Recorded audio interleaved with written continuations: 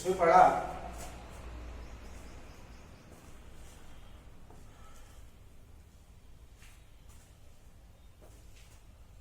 Property of charge, Coulomb's law. Coulomb's law पे based बहुत सारे numerical, Coulomb's law in vector form, Coulomb's law in medium. फिर उसके बाद electric field lines of forces, electric field due to point charge, electric field due to charge circular ring, उस पर भी बहुत सारे प्रॉब्लम्स किए। Electric field due to electric dipole, इसके 3 पोजीशन पे आपने पढ़ा, at axial position, at equatorial position and at any point. और फिर पढ़ा आपने electric dipole in uniform electric field, that is torque, coupled torque on the electric dipole in uniform electric field। इतना आपका ये सिलेबस से बेसिक का है। ये टॉपिक और है, 2 लेक्चर में बचता है आज और कल, जिसमें खत्म हो जाएगा इलेक्ट्रोस्टैटिक्स 1। फिर उसमें हमारे इलेक्ट्रोस्टैटिक्स 2 पर, जिसमें गॉस लॉ पढ़ना है, इलेक्ट्रिक फ्लक्स, गॉस लॉ, बहुत सारी चीजें इसमें आएंगे, डेरिवेशन, मैथमेटिकल चैप्टर है। उसी में आएगा electric potential, potential difference, electrical potential energy, ये सब पढ़ेंगे इलेक्ट्रोस्टैटिक्स 2 में।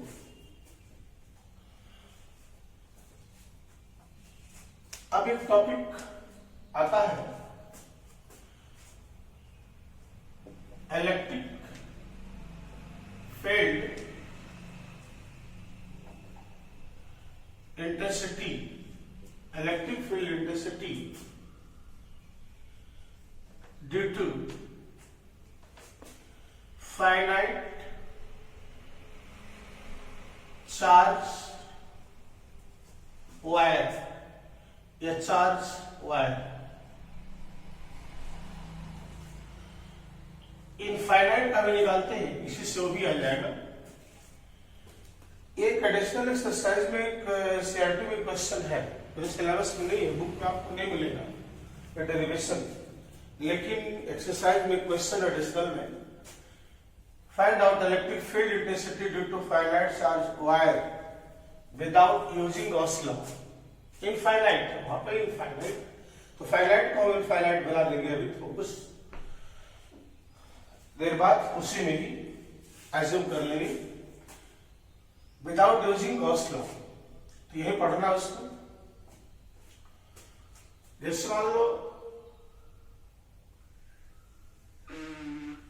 एक कोई कंडक्टर, एक कोई वायर है, चार्ज डेंसिटी है lambda coulomb per metre, lambda coulomb per metre charge density है इसकी, ऐसे यूनिफॉर्मली चार्ज डिस्ट्रीब्यूट है इसमें। हमें इससे r डिस्टेंस पर यहां इलेक्ट्रिक फील्ड निकालनी है, r डिस्टेंस पर। ये वायर से परपेंडिकुलर डिस्टेंस है। इसके लिए हम अगर यहां पर इलेक्ट्रिक फील्ड निकालेंगे, तो पहले हम इस वायर पे एक छोटा सा एलिमेंट ले लेते हैं, डीएल, और इस डीएल पर मान लीजिए चार्ज है डीक्यू, चार्ज है डीक्यू। तो इस डीक्यू चार्ज की वजह से यहां जो इलेक्ट्रिक फील्ड होगी छोटी सी, ये होगी डी, वैल्यू होगी k d q by r square, k q by r square. ये डिस्टेंस मान लो डी है, यहां हो जाएगा d square, k d q by distance square, electric field.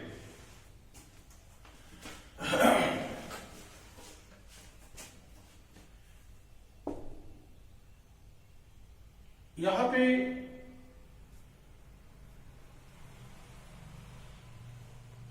जो हमने DQ लिया है, ये मान लो यहां से थीटा एंगल पे, थीटा एंगल पे इस DQ वाले या DL वाले सेगमेंट को यहां से मिलाओ तो ये एंगल बीच का बनेगा, ये डे थीटा, डे थीटा, यहां का डे थीटा हो गया।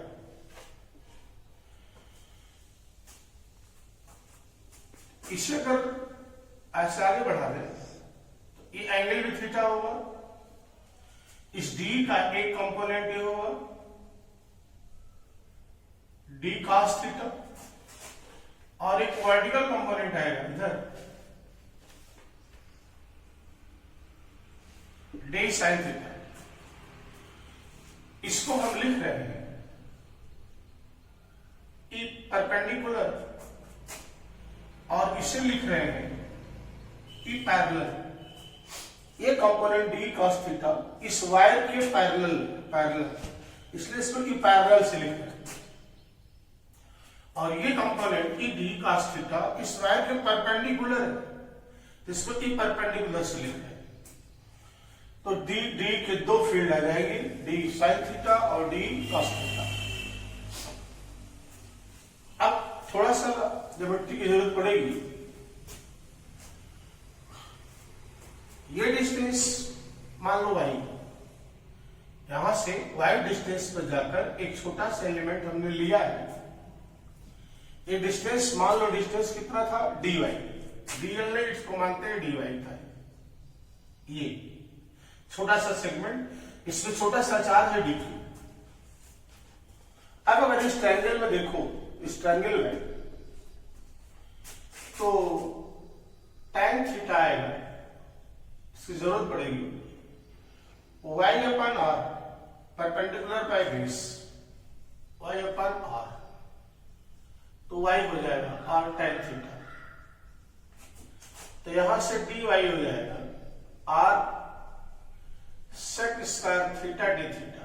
tan थीटा का डिफरेंशिएशन होता है सेक स्क्वायर थीटा। दूसरी चीज,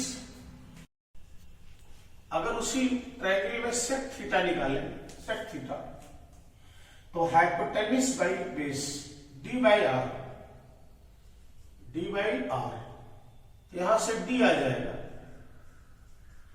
आर सेक थीटा, डी की वैल्यू आर सेक थीटा और डी वाई की वैल्यू हो गई r sec square theta d theta.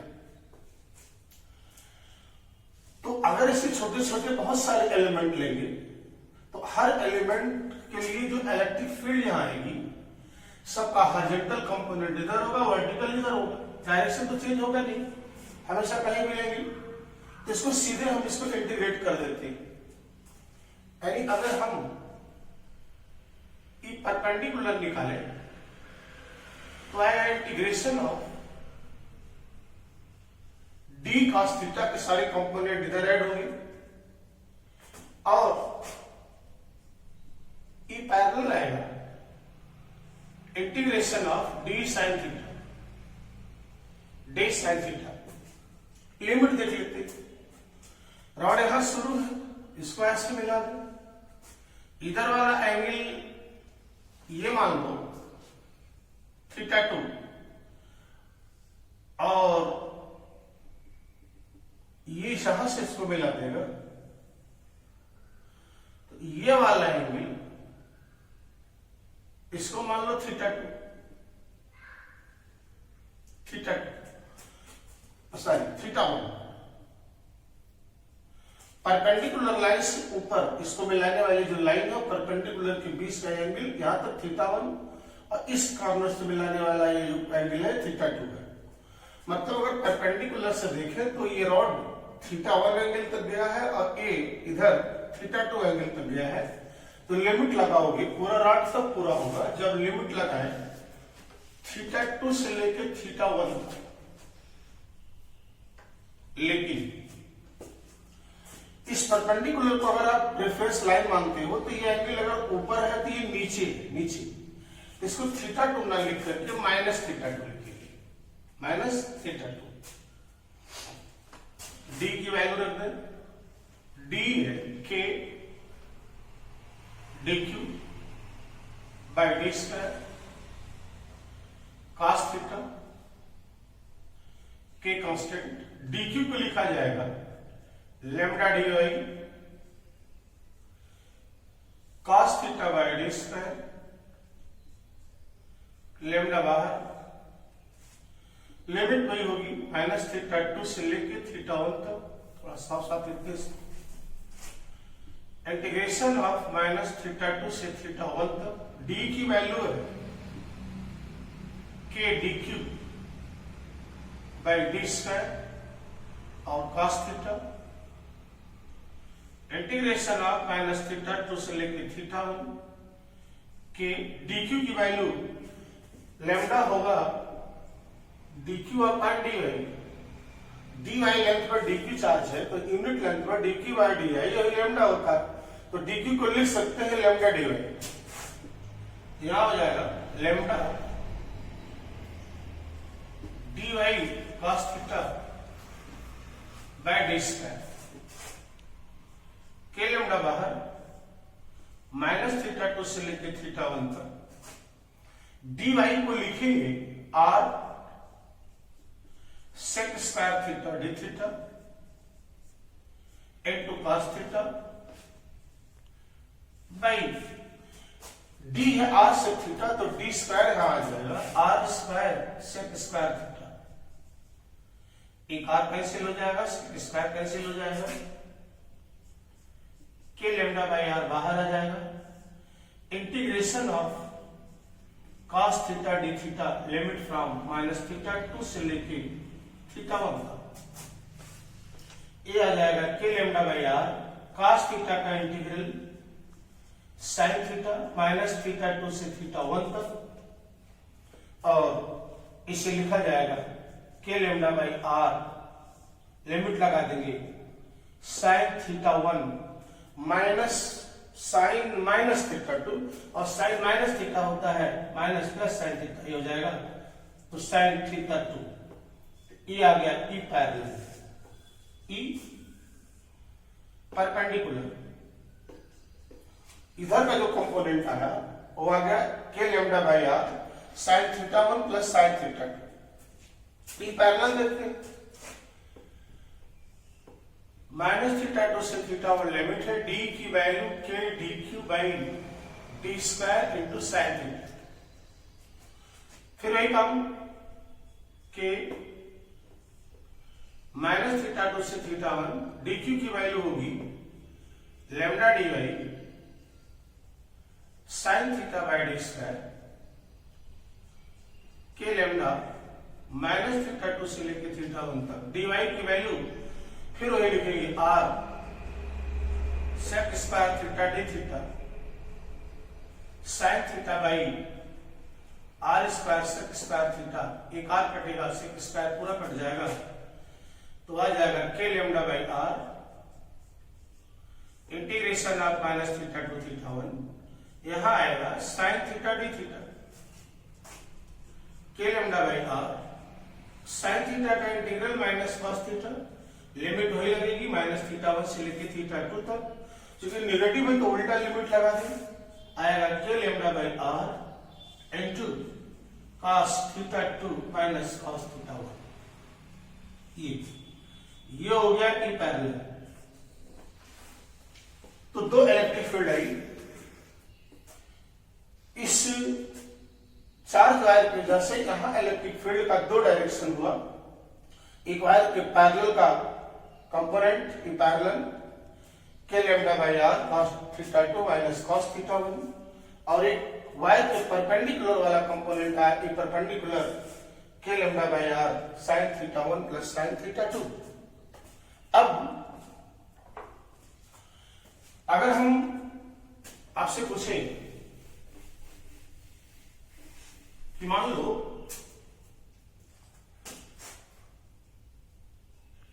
ये वायर ऐसे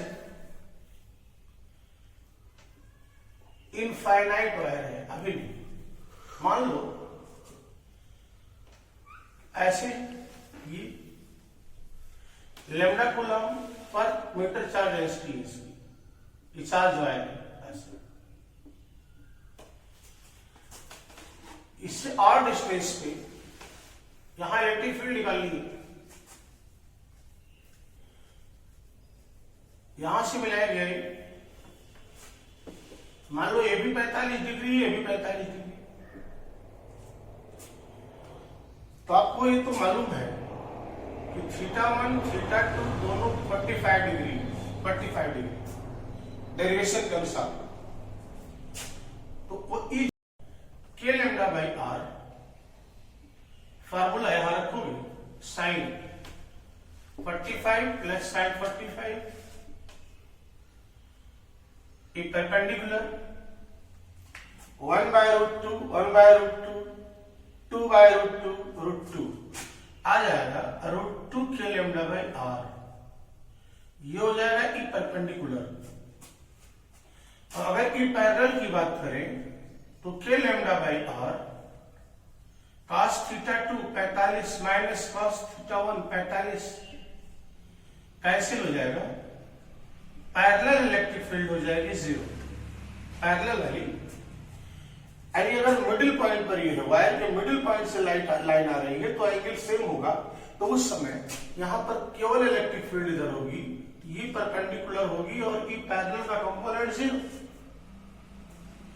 अगर अनसिमेट्रिकल है, ये देखो अगर ये वायर ये डिस्टेंस नीचे है थोड़ा, आप यहां से मिला रहा, यहां निकाला इलेक्ट्रिक फील्ड, तो इसके हाफ पोर्शन से ज्यादा होगा ऊपर, इधर कम होगा, इधर ज्यादा होगा इधर कम होगा, तो इसकी इलेक्ट्रिक फील्ड डोमिनेट करेगी उसको, यानी नीचे की तरफ इधर, तो कंपोनेंट नीचे आएगा टुवर्ड डाउनवर्ड्स।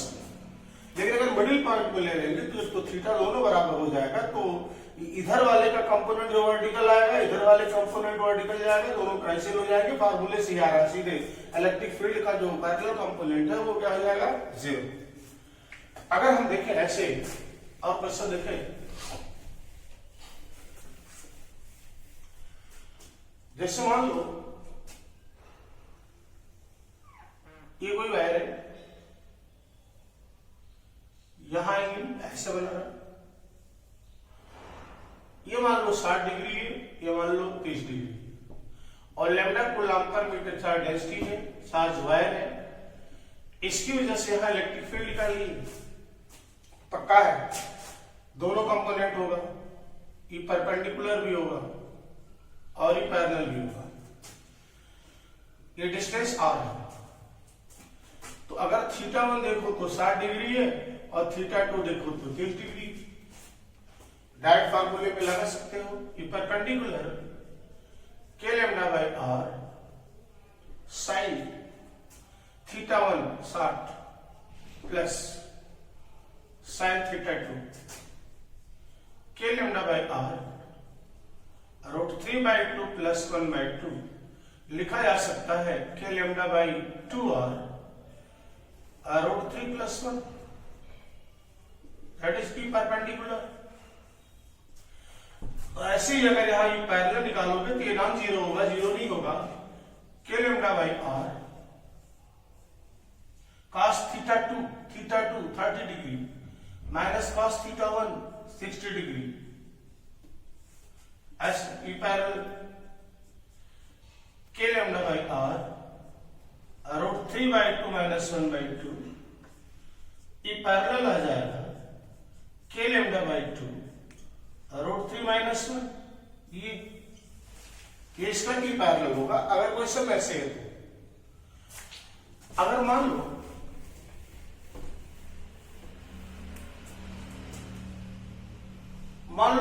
इनफाइनाइट वायर है, इनफाइनाइट वायर है, ऐसे इनफाइनाइट,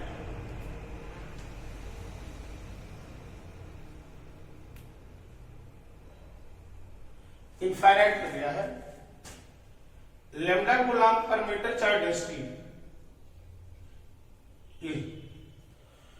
इनफाइनाइट, इनफाइनाइट वायर नहीं होता, it is the relative term, relative term.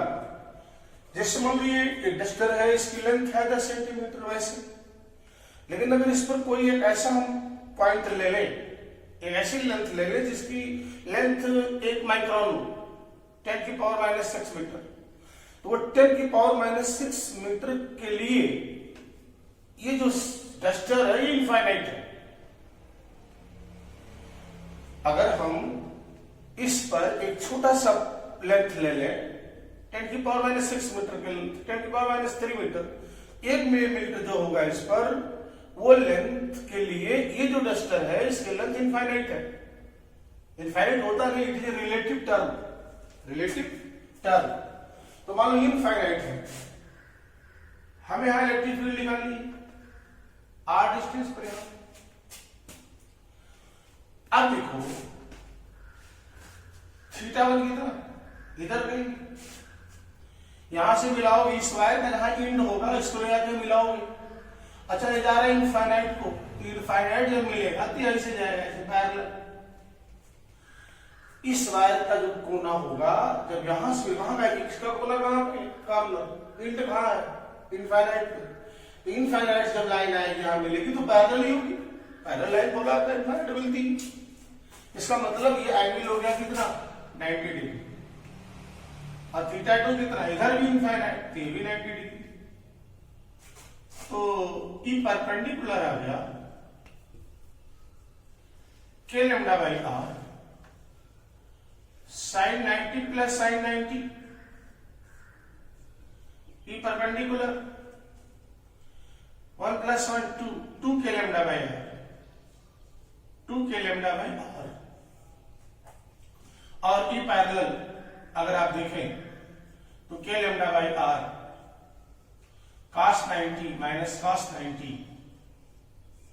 0, parallel component 0।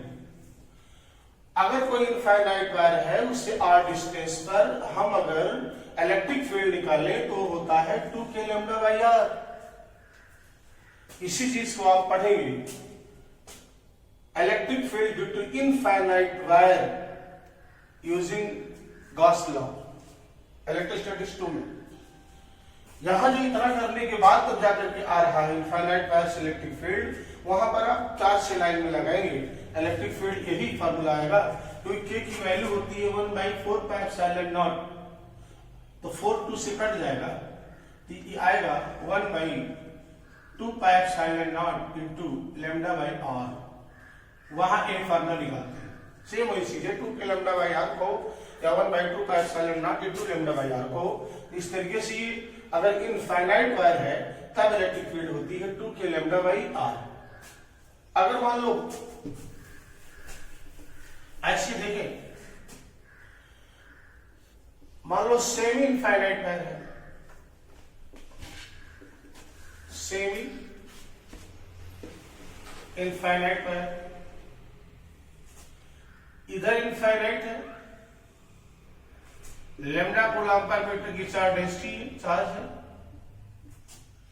हमको यहां इलेक्ट्रिक फील्ड निकालनी है r डिस्टेंस पे, यहां निकालनी, यहां तो केवल ई परपेंडिकुलर। यहां अगर देखो तो इधर इनफाइनाइट है, इधर इंड पे है, तो θ1 हो गया 90 डिग्री, बट θ2 हो गया 0। इधर इनफाइनाइट है तो इधर इनफाइनाइट जाएगा, ये लाइन। जहां पर कॉर्नर को मिलाना है तो सीधे मिलेगा, तो परपेंडिकुलर तो नहीं जाएगा, तो θ2 हो गया 0। तो जरा देखें, जो ई परपेंडिकुलर आएगा k lambda by r sin 90 plus sin 0, और ये आ जाएगा k lambda by r sin 91। और ई पैरेलल अगर देखो तो k लैम्डा बाई r होता है formula cos θ2 minus cos θ1, cos θ2 0 minus cos θ1 90, और cos 90 0, cos 0 1, तो ई पैरेलल आ जाएगा k लैम्डा बाई r। ये इलेक्ट्रिक फील्ड ई पैरेलल होती है k लैम्डा बाई r, और परपेंडिकुलर होती है k लैम्डा बाई r, दोनों सेम होती है अगर सेमी इनफाइनाइट वायर है तो। इस तरीके से बहुत सारे क्वेश्चंस यहां पर लगाए जा सकते हैं electric field intensity due to finite charge wire. जैसे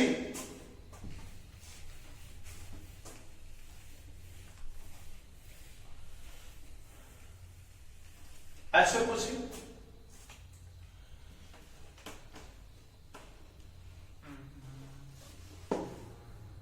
ये lambda coulomb per vector charge density का एक वायर है, फाइनाइट वायर।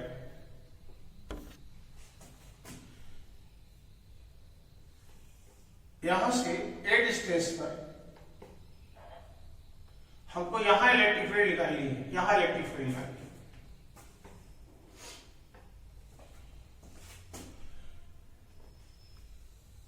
ये एंगल मान लो 60 डिग्री है और ये एंगल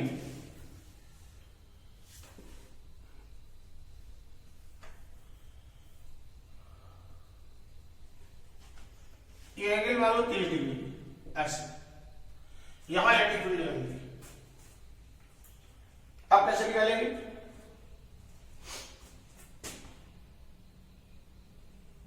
मिला दे इसको,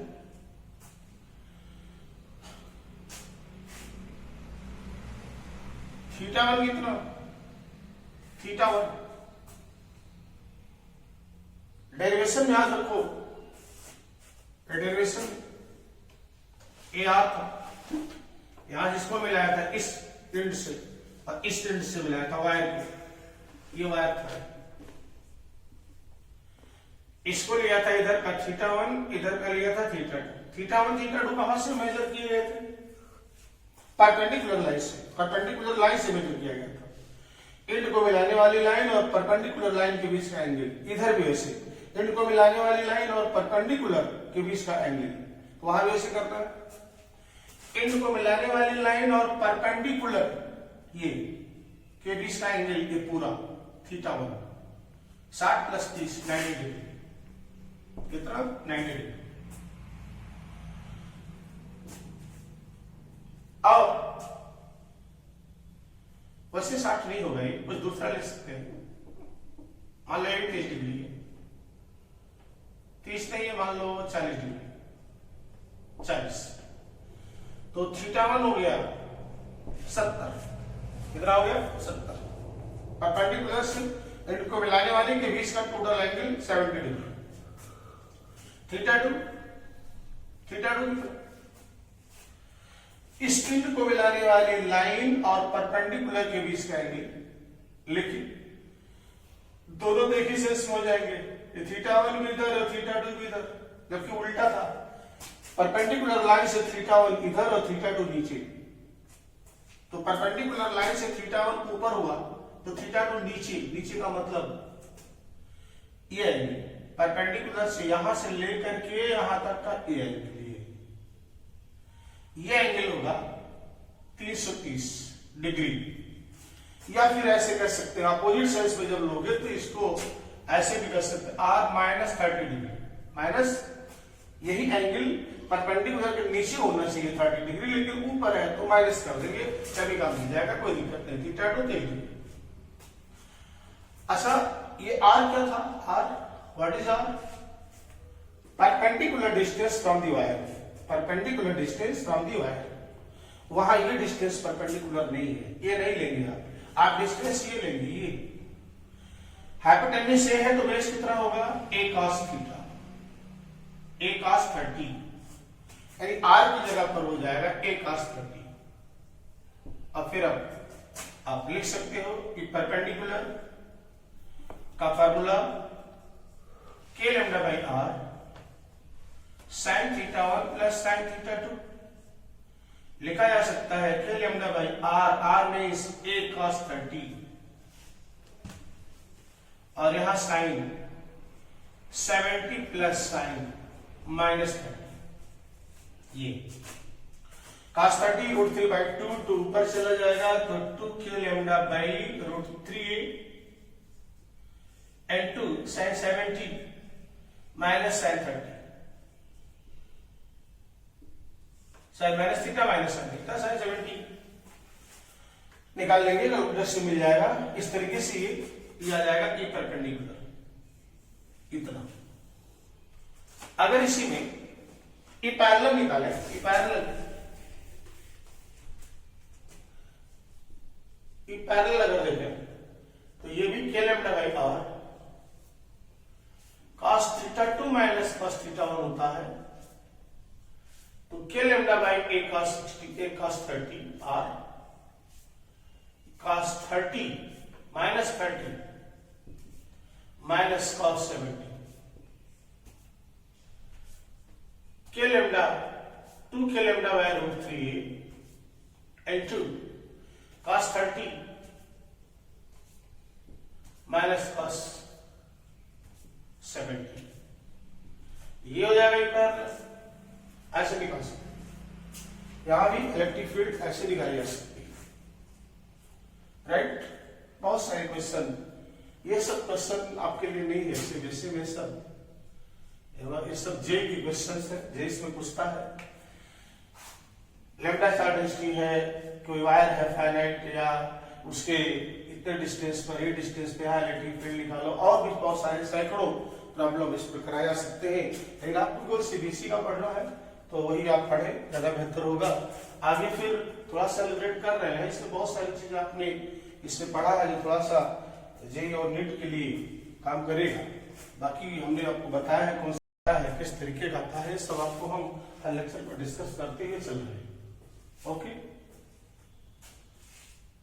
अब एक टॉपिक और इससे पढ़ाएंगे इलेक्ट्रोस्टैटिक्स 1 में, कल तक।